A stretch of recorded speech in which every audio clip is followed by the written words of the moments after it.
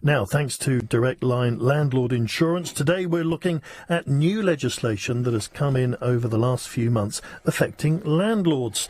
With us is founder of Landlord Action, Paul Shamplina, to look further at these changes. So, Paul, tell us about this new legislation. Well, there's been so much in such a short amount of time, so it's really hard for landlords to keep up to speed with what's going on. That's why they've got to obviously make sure they do all their diligence and go online and go on government websites and find out from landlord associations.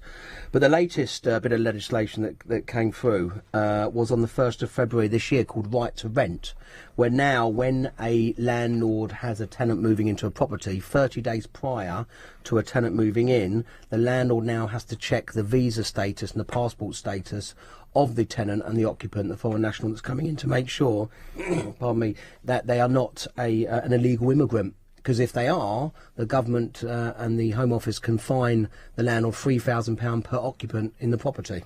So this has got quite a lot of implications for landlords then. What is this going to mean for somebody who's a landlord? Well, I mean, it's not actually a lot more extra work, because if they're doing the referencing, all they've got to do is make sure that whoever is coming to them, they see their passport, they see their visa status, their work visa or their student visa, to make sure that they have the right to rent in this country. If they are on a visa and they do rent the property out, and the visa runs out during the term of the tenancy, then what actually happens is the landlord has to call the Home Office landlord line to find out if they've got a right to stay in the property. So I think the biggest question mark I have about this is going to be the enforcement, and how are the Home Office going to be able to enforce this, because especially when there's subletting scams and landlords don't know who's in the property, it's the boots on the ground. When do the changes have to be implemented by? So they've got to be done within 30 days of signing up a tenancy agreement. So you're doing the referencing anyway. If a tenant passes that, then you're going to give them the tenancy agreement because they've passed. All you're going to do now is do the right to rent check and see their original documents. So, and you said there's a lot going on. Are there any further changes planned as well? Yeah, so in October last year, there was a thing called the Deregulation Act, which the government brought out, and that was actually to do with raising standards in the industry, which was really for rogue landlords, which we've really been talking about.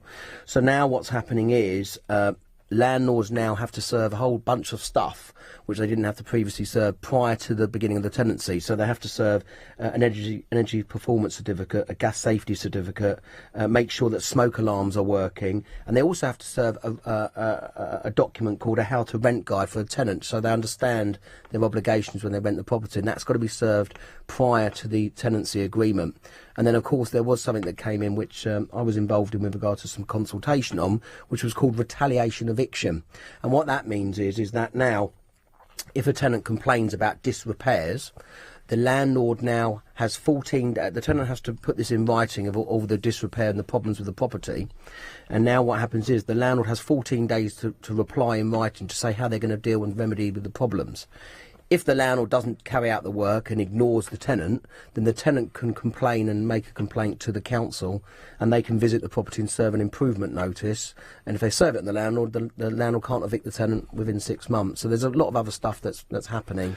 It's a lot to deal with, especially as you say, there are a lot of landlords who are first-time landlords, and they've got one property maybe as well. What help is there out there for people who need more information on these kind of changes? Well, I think the first thing is, if you are a first-time landlord and you're working full-time, I would always encourage you to get a regulated letting agent, because they're going to know about renting, and actually a good agent is worth their weight in gold to a certain extent. But really what's happening is that as a landlord you have to treat this as a business. Okay, this is about obviously having your tenant in the property as long as possible.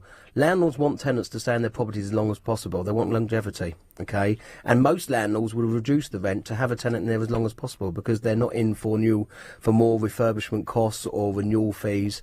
So it's important that if a new landlord, like you say, is going to come into the marketplace, they should look at maybe joining a landlord association or go into some landlord portals to keep up to speed if they're going to be a self-managed landlord. Well, thanks to Direct Line Landlord Insurance. For more information and for the chance to win a tech bundle, go to lbc.co.uk.